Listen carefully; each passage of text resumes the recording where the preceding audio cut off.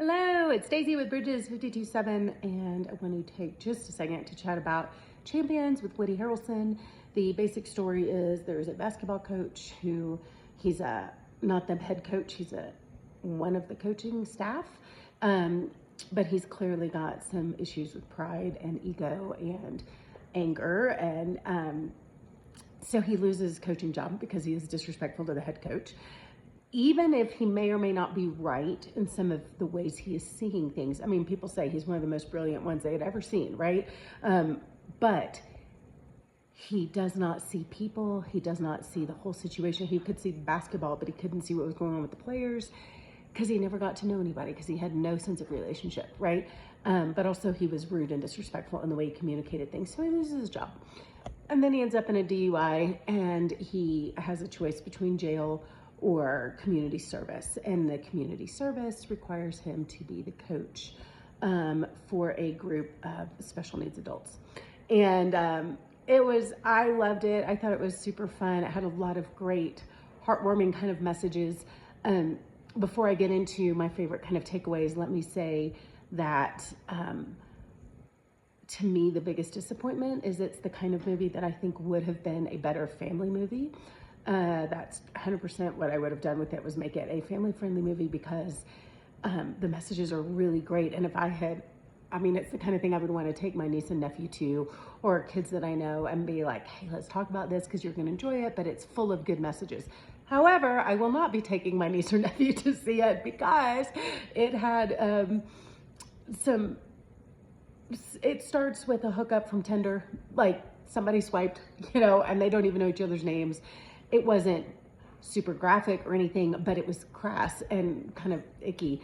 And it's a really kind of toxic first interaction, which is also setting the stage of the kind of human that he is at the moment. But again, I wouldn't want my niece and nephew in that setting.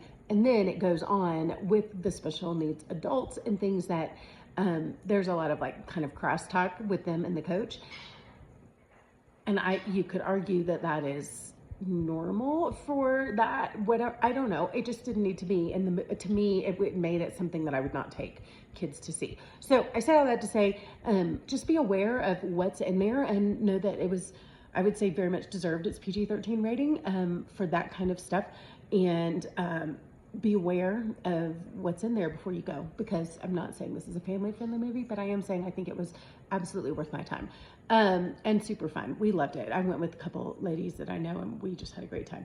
That being said, the two main things that really kind of hit me, besides like the messages that the movie is clearly saying, and it has some really sweet, like I really liked the way they ended it. They did some great things.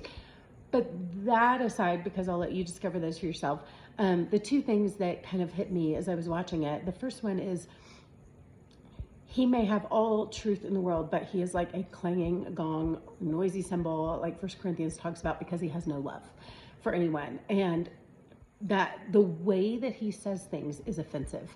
And no matter if they're right or wrong. And I think the Bible has a lot to say about it's no good to clothe lies in flattering garments, right? Like you can dress up lies and make them pretty and make them palatable, but at the end they're toxic because it's not truth. However, on the other flip side, you can take truth and forget to clothe it in love, and no one wants to hear it. And so there's a balance between speaking the truth but doing it in love so that it can be received. And he definitely does not have this nuance, especially at the beginning. He gets better.